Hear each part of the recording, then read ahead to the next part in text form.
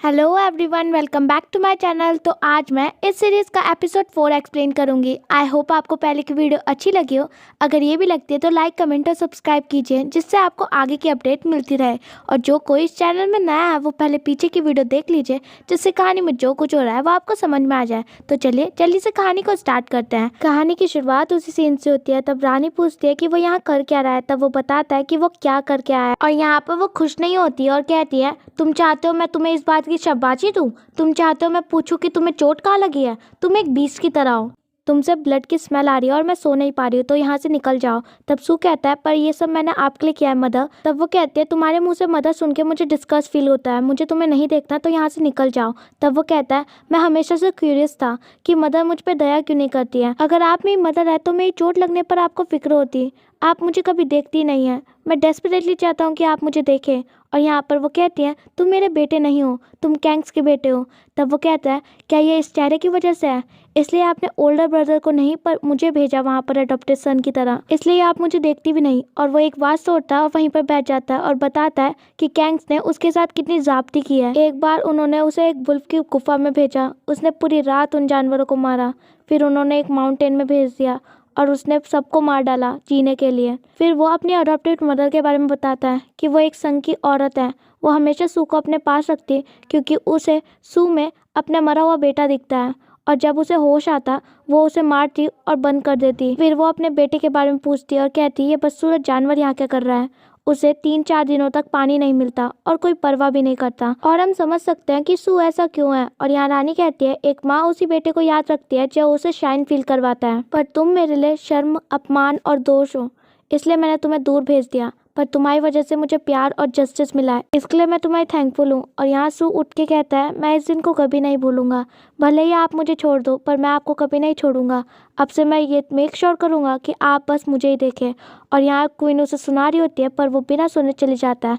फिर वो वहीं पत्थर वाली जगह जाता है और पत्थरों को गिराने लग जाता है। तभी वहाँ पर हेसू आती है और उसे रोकती है, और यहाँ पर वो उसे गिरा देता है और वो देखती है कि उसके हाथों में ब्लड लगा है। तब वो कहता है, हाँ ये खून है जिन लोगों को मैंने आज मारा उनका। और वो फिर से उन्हें गिराने लग जाता है, तो सू उसे रोकती है और वो कहता है, क्या तुम्हें भी मरना है? मुझे जाने दो। तब सू कहती है, तुम्हें चोट लगी है? फिर वो उसको उसकी चोट दिखाती है और पूछती है, तुम्हें कहीं और तो नहीं लगी? फिर वो उसका गला पकड़ देता है और मुझे लगता है उसे उसका गला पकड़ना बहुत पसंद है, और कहता है, मैंने तुम्हें बताया कि मैंने लोगों को मारा है। तब वो कहती है, तो मुझे बताओ तुमने क्यों मारा? तुमने मजे के लिए मारा? फिर वो उसे कहता है, तुम चले जाओ यहाँ से। तब वो कहती है, ये एक ऐसी जगह है जहाँ पर हमें अपने से छोटी उम्र के लोगों को भी मारना पड़ता है, पर तुम कर भी क्या सकते थे? तुम्हें जीना था। जीना कोई गुनाह नहीं है। शायद तुम्हें इस बात की माफ़ी भी ना मिले, फिर भी मैं तुम्हें समझ सकती हूँ। ये घिनौना रहा होगा। I think I can relate. और वो वहाँ से चली जाती है। फिर सीन शिफ्ट होता है राजा की सभा की तरफ, जहाँ पर प्रिंस के अटैक के पीछे किसका हाथ है उसका डिस्कशन चल रहा होता है। और यहाँ क्राउन प्रिंस उस टेम्पल के बारे में बताता है, और सू कहता है वो टेम्पल क्वीन यू के अंडर आता है। और यहाँ राजा उनसे पूछता है, क्या उसके पीछे इन सब का हाथ है? और यहाँ पर क्वीन साफ मना करती है। तब थर्ड प्रिंस क्वीन के सपोर्ट में कहता है, और सू बताता है कि उसने असेसिन को मारा है और उस टेम्पल को जलाया है। तब राजा पूछता है, क्या तुम्हारा इस सब के पीछे हाथ? और यहाँ एट प्रिंस कहता है, शायद ये किसी की प्लानिंग है जिससे हम सभी एक दूसरे के साथ लड़ने लग जाए। और यहाँ फोर्थ प्रिंस भी उसकी बात से एग्री करता है। फिर हम देखते हैं सारी सर्वेंट यहाँ पर सू को खाना देने से मना कर देती है। तभी वहाँ पर लेडी ये आती है और कहती है, बहुत हुआ, जल्दी से जल्दी कोई प्रिंस को खाना देना जाए। और यहाँ पर सभी इंक्लूडेड लेडी हेसू को देखते हैं, और हेसू कहती है, मैं कैसे? मैं तो एक लेडी हूँ ना। और हम देखते हैं लास्ट में उसे ही आना पड़ता है। यहाँ पर वो सू को देखती है और कहती है, कल तो इसने हंगामा मचा दिया था, पर पीछे से देखने में ये इनोसेंट लग रहा है और अकेला भी। और तभी सू उसे देखता है तो वो उसके पास आके कहती है, तुम्हारा खाना आ चुका है। और उसे खाना दे ही रही होती है, तब वो कहता है, तुम उसे यहीं पर छोड़ सकती हो। तब वो कहती है, क्या तुम्हें पीस में खाना खाना है? और वो जा रही होती है, तभी वो रुकती है और उसके पास बैठते हुए कहती है, तुम जल्दी से कुछ खा क्यों नहीं लेते? मुझे बर्तन ले जाना है। और वो कहता है, कल के बारे में तुमने कुछ भी नहीं देखा और ध्यान रखा करो बोलते हुए। और वो कहती है, जब भी मैं तुमसे मिलती हूँ तुम कहते हो कि मैं भूल जाऊँ कि मैं तुमसे मिली थी। मेरे खुद के भी इश्यूज हैं, मेरे पे टाइम नहीं है दूसरों के बारे में बात करने के लिए। और वो पूछती है, क्या ये ठीक है कि तुम यहाँ पर खाते हो? फिर वो देखती है कि यहाँ से पैलेस दिख रहा है, इसलिए वो यहाँ पर खाता है कि वो अपने घर को देख पाए।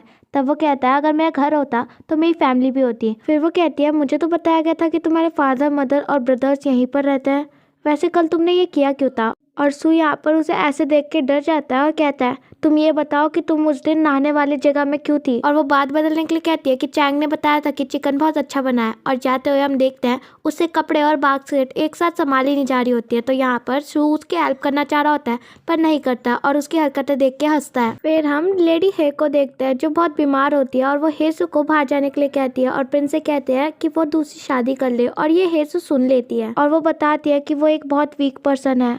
उन्होंने अभी तक प्रिंस वुक की वाइफ जैसा कोई काम ही नहीं किया है, चाहे वो घर को संभालना हो या बच्चे को जन्म देना, इसलिए वो दूसरी शादी कर ले। और यहाँ प्रिंस वो मना करते हैं और वो कहती है आपको करनी पड़ेगी और वैसे भी मैं जानती हूँ कि आप मुझसे प्यार नहीं करते। और यहाँ वो कुछ नहीं कहता तो हम समझ जाते हैं कि वो सच में उससे प्यार नहीं करता। फिर हम हेसू को देखते हैं जो इसी के बारे में टेंशन ले रही होती है कि तभी वहाँ पर टेन प्रिंस आता है जो उसके लिए बहुत सारे प्रेजेंट लाया होता है और प्रेजेंट में भी क्या खिलौने। और वो वैसे ही परेशान हुई होती है तो वो उसे बाहर जाके खेलने के लिए कहती है। और यहाँ पर वो कहता है अगर तुम अपना बर्डन बताओगी नहीं तो वो हल्का कैसे होगा, ऐसा कोई काम नहीं है जो मैं नहीं कर सकता, वैसे भी मैं एक प्रिंस हूँ। तब वो उससे पूछती है क्या उसकी शादी हो चुकी है, जिसमें वो शर्माते हुए मना करता है। और वो पूछती है अगर तुम्हारी वाइफ सिक और इल हो जाए तो क्या तुम दूसरी वुमेन ला जाओगे। तब वो कहता है बिल्कुल भी नहीं, मुझे अपने पापा की तरह स्ट्रेस नहीं लेना, मुझे तो बस एक ही परफेक्ट लड़की ढूंढनी है जिसके साथ मैं 100 साल जीऊँ। और ये सब वो हाजिन की तरफ देखते हुए कहता है। और वो कहती है ये अच्छा होता कि सब तुम्हारी तरह होते प्रिंस यून, तुम सच में प्योर हो। और वो वहाँ से चली जाती है। और यहाँ पर टेन प्रिंस अपनी खिचड़ी पकाते हुए कहता है ये मेरे लिए कुछ ज़्यादा ही जल्दी है। फिर हम चैंग को देखते हैं जो पोर्ट प्रिंस के कमरे में हेयर पिन रखने आई होती है जैसे हेसू ने उसे करने के लिए कहा था। और यहाँ पर प्रिंसेस आ जाती है और वो उससे कहती है कि वो यहाँ कर क्या रही है। तब वो कहती है मैंने कुछ भी नहीं चुराया और उसके हाथ से हेयर पिन नीचे गिर जाती है। फिर हम देखते हैं यहाँ पर प्रिंसेस उसे पनिशमेंट दे रही होती है जहाँ पर उसे बांधा गया होता है और एक सर्वेंट उसे मार रही होती है और इतनी बुरी तरीके से मारती है कि उसकी पीठ से खून निकल रहा होता है। फिर प्रिंसेस पूछती है कि उसने और क्या चुराया और यहाँ पर चैंग कहती है कि वो चोरी नहीं कर रही थी। तभी वहाँ पर हेसू आती है और ये सब रोकती है और फिर वो उसके घाव देखती है और पूछती है उसने ऐसा क्या गलत किया कि तुम उसके साथ ऐसा कर रही हो। तब वो कहती है उसने फोर्ट प्रिंस के यहाँ से कुछ इंपॉर्टेंट चीज चुराई है। तब वो कहती है वो हेयर पिन मैंने उससे कहा था कि वो वहाँ पर रखे, उसने वो चुराई नहीं है क्योंकि वो प्रिंस की है। और यहाँ पर सारे प्रिंस आ जाता है तभी प्रिंसेस कहती है तभी तो मैं कह रही हूँ वो चुराई गई है और वो मारने का ऑर्डर देती है। तभी हाजिन बीच में आ जाती है मैं तुम्हें डिटेल तो नहीं बता सकती पर वो इनोसेंट है और तुम्हें अगर किसी को मारना ही है तो मैंने उससे ये करने के लिए कहा था तो मुझे मारो। और यहाँ पर प्रिंसेस तो मना करेगी नहीं। तब टेन प्रिंस वुक से कहता है तुम्हें उसे रोकना पड़ेगा वरना वो सच में मार खा लेगी। तब थर्ड प्रिंस कहता है वो उसे क्यों रोके, सर्वेंट को कुछ लेसन सिखाना ज़रूरी है। तब नाइन प्रिंस कहता है मुझे लगता है वो सर्वेंट पहले ही बहुत मार खा चुकी है। तब 14 प्रिंस कहता है योनवा की मार बहुत सख्त हो सकती है। तब वो उसे रोकने जाता है पर तभी प्रिंसेस उसे मारती है, लगातार 3 बार मारती है और फिर से वो उसे रोकने जा रहा होता है। तभी वहाँ पर प्रिंसेस का कोई हाथ पकड़ लेता है और वो और कोई नहीं हमारा सू होता है। और यहाँ पर वो कहता है बस अब बहुत हुआ। तब वो कहती है मैं इस घर को चला रही हूँ तो मुझे छोड़ो। और यहाँ पर वो कहता है वो मेरी है और सू शॉक्ड हो जाती है। तब प्रिंसेस कहती है अभी तुमने क्या कहा। तब वो कहता है मैंने कहा वो मेरी है। और यहाँ पर सबके शॉकिंग रिएक्शन होता है। फिर वो कहता है ये पिन मेरी है तो फिर मैं डिसाइड करूंगा कि इसे कौन सी पनिशमेंट देनी है। तभी वहाँ पर टेन प्रिंस सू के सपोर्ट में झूठ बोलता है कि उसने ही देखा था कि सू ने उसके घर के आगे से ही वो हेयर पिन खरीदी है। तब वो गुस्से से कहता है अब बस बहुत हुआ और हेसू को खोल दिया जाता है। फिर वो चैंग के साथ चली जाती है और सारे प्रिंस भी वहाँ से चले जाते हैं। फिर फोर्थ प्रिंस प्रिंसेस से अपनी हेयर पिन मांगता है और यहाँ प्रिंसेस उससे साफ साफ पूछती है क्या उसे हेसू के लिए फीलिंग्स है, क्योंकि जितना वो उसे जानती है वो इन कामों में उसे बिल्कुल नहीं रोकता। तब वो कहता है अगर तुम्हें मेरी बातों से डिसरिस्पेक्टफुल फील हुआ है तो मैं माफ़ी मांगता हूँ। और वो अपनी पिन लेके वहाँ से चले जाता है। और यहाँ प्रिंसेस को गुस्सा आ रहा होता है क्योंकि वो जेलस होती है और जाते हुए उसे वुक दिखता है जो गुस्से में लग रहा होता है और वो कहता है तुमने कहा कि वो तुम्हारी है, मैं तुम्हें बता देता हूँ क्योंकि मुझे लगता है तुम्हें गलत फहमी है। यहाँ पर कुछ भी तुम्हारा नहीं है, ना ही योनवा ना ही हेसू, ये सब मेरे लोग हैं। जब भी मेरी सिस्टर या मेरी वाइफ की कज़न पे बात आए तो फिर से ऐसे केयरलेसली बिहेव मत करना। और मुझे लगता है ये साफ साफ जेलस है। और हम देखते हैं हेसू यहाँ चोट लगने के कारण सो नहीं पाती। तभी उसके कमरे के बाहर प्रिंस आता है और उससे कहता है कि दवाई बाहर रखी है, अगर वो उठ गई हो तो लगा ले। पर वो ऐसे प्रिटेंड करती है कि वो सो रखी है। तभी वो भागते हुए बाहर जाती है और देखती है प्रिंस जा चुका है, और जैसे ही वो मुड़ती है प्रिंस उसके पीछे होता है। फिर वो उसके पास आता है और उसे दवाई देता है, और वो दवाई लेती नहीं तो वो उसे पकड़ा देता है, और फिर वो सॉरी कहती है क्योंकि उसे शर्म आ रही थी उसके सामने आने में, इसलिए वो प्रिटेंड कर रही थी सोने का। और वो कहता है मुझे पता है, और पूछता है क्या उसे अभी भी दर्द हो रहा है। तब वो कहती है मुझे इसलिए दर्द नहीं हो रहा कि मुझे मारा गया, मुझे इसलिए दर्द हो रहा है कि मुझे ऐसे ट्रीट किया गया। क्या यहाँ पर सबके साथ ऐसा ही होता है? अगर कोई किसी का बेटा या बेटी नहीं हो तब तक इज्जत नहीं मिलती। एक इंसान दूसरे इंसान को ऐसे बांध के पीट सकता है जानवरों की तरह। क्या यहाँ हमेशा से ऐसे था? और यहाँ वो उसके कंधे पे हाथ रखते हुए उससे सॉरी कहता है कि वो कुछ नहीं कर पाया, और उससे प्रॉमिस करता है कि अब से कोई भी उसके साथ ऐसे फिर से नहीं कर पाएगा, और वो उस पर ट्रस्ट करे। और यहाँ पर हाजिन सोचती है कि वो फिर से वहीं पर चली गई। अगर वो ऐसे ही करती रही तो वो लेडी हे को हर्ट करेगी, और वो पीछे हटते हुए उसे थैंक यू कह के वहाँ से चली जाती है। फिर हम हेसू को देखते हैं जो घूम रही होती है, और तभी वो सू से टकरा जाती है, और वो ऐसे दिखाती है कि उसे चोट लग गई है। तब वो कहता है कि तुम मुझसे टकराई हो, और वो गुस्से से कहती है वो मेरी है, इसका मतलब क्या था? तब वो कहता है तुम्हें थैंक यू बोलना नहीं आता, मैंने तुम्हें पिटने से बचाया। तब वो कहती है तुम मुझे हमेशा मारने की बात करते हो, और मुझे लगा हवाएं चेंज कैसे हो गई। और वो थैंक यू कहती है। तब वो पूछता है कि उसके पास हेयर पिन कर क्या रही थी, और वो कहती है तुमने नहाने की जगह में ये हेयर पिन छोड़ दी थी, और ये सब इसलिए हुआ है क्योंकि मैं चुप रही कि मैंने तुम्हारा फेस देखा है, इसलिए मैंने किसी को नहीं बताया मैंने तुम्हारा फेस देखा है, और मैंने अपना प्रॉमिस रखा। तब वो पूछता है क्या तुम्हें मुझसे डर नहीं लगता? तब वो कहती है तुम उन इंसानों में से तो नहीं हो जिसे लाइटली लेना चाहिए, पर मैं तुमसे बिल्कुल नहीं डरती, और कभी भी मुझे फिर से मत कहना कि मैं तुम्हारी हूँ। और वो पूछता है क्यों नहीं? तब वो कहती है क्योंकि मैं एक इंसान हूँ, कोई चीज़ या जानवर नहीं।